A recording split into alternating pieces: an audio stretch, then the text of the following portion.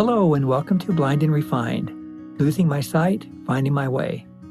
I'm John, and I'm sharing about finding my way with sight loss. In our last episode, I introduced the idea of unresolved grief, and I said that in today's episode, I would share some about my experience with grief. So here we go. Many years ago, my wife and I were driving into Philadelphia to go to a low vision clinic. On the way, I told my wife about what happened when I set up the appointment. When I talked to the receptionist, she asked me if I used a white cane, and I nervously said, "No, a few people have suggested that, but I don't use a white cane." The receptionist said in response, "I understand, sir, I'm blind, I use a white cane." We found that most people, they wait until they've had a couple accidents before they think seriously about using a white cane. When my wife heard that, she said, John, you've already had a couple of people tell you this summer that they think you should use a white cane. It seems that you just refuse to hear it. and I said, "No, that's not true." I was stunned by the way that just erupted from me. Yes, I was dealing with a hard issue, but there I was taking it out on my wife, who was slowly becoming a caregiver of a blind husband. As I reflected on what was happening, I realized I was embarrassed about losing my sight. I felt shame. And I knew that if I wasn't careful, shame was going to take over my life. Let me quickly add, there is nothing shameful about blindness or sight loss. But I realized I had a perception that caused me to view blindness with fear and embarrassment. An hour later, we were at the low vision clinic. The doctor that I saw asked if he could do something called confrontational testing. Confrontational testing?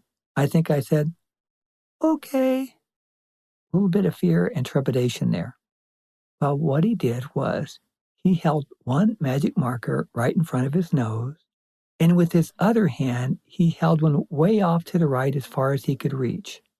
He asked me to look at the marker right in front of his nose, and as he brought the other one in his outstretched hand closer to his face, he said, "Tell me when you see the other marker." When it got to be about 6 or 8 inches from his other marker, I said, "I see it." He did the same on the other side, and then he asked me to stand back a little bit. He said, "Sir, right now you can see from here to here," kind of like the width of my face, about 12 to 14 inches. And he said, "A person with normal vision, they also see from here about 3 feet out on each side.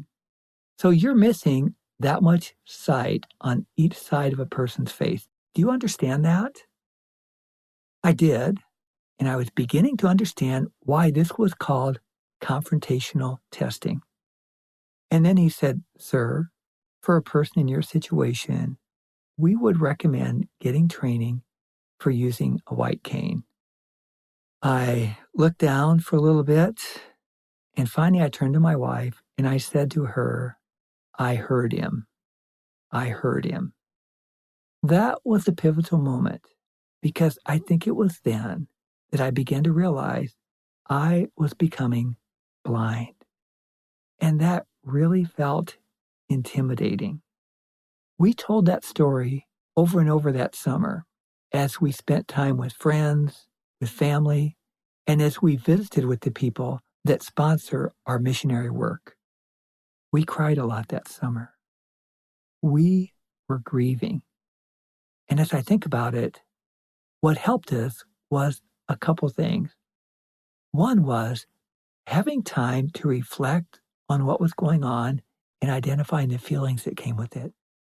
Another thing was having a network of family and friends with whom we could talk openly about that. And the third thing was our faith in God. I think it was the combination of those things that helped us get to a better place.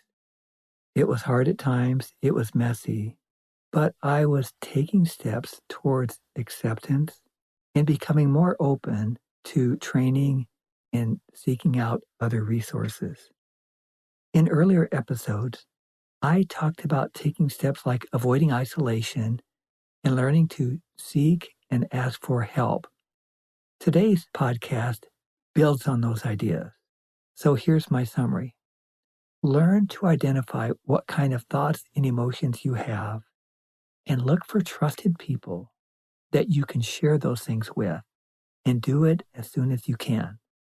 If you and I are going to thrive, we need to learn to face these things. We'll be better off, and the people around us will also be better off. If you're the spouse, partner, close friend, or a caregiver of someone that's coming to terms with a disability, these things apply to you as well. If your loved one is being impacted by a disability, that has a significant impact on you as well. It is equally important that you take good care of your heart in a similar way.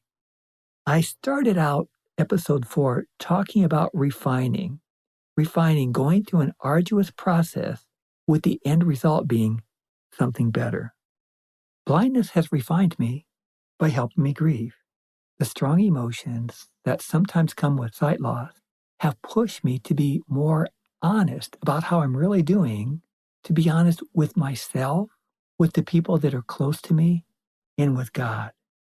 That kind of openness and honesty has helped me process those emotions in a healthier way so that they don't work themselves out in unhealthy ways.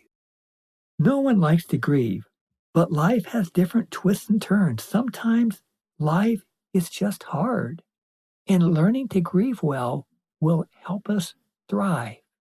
Not allowing ourselves to grieve can lead to those emotions working their way out in unhealthy ways. I hope this has been helpful for you.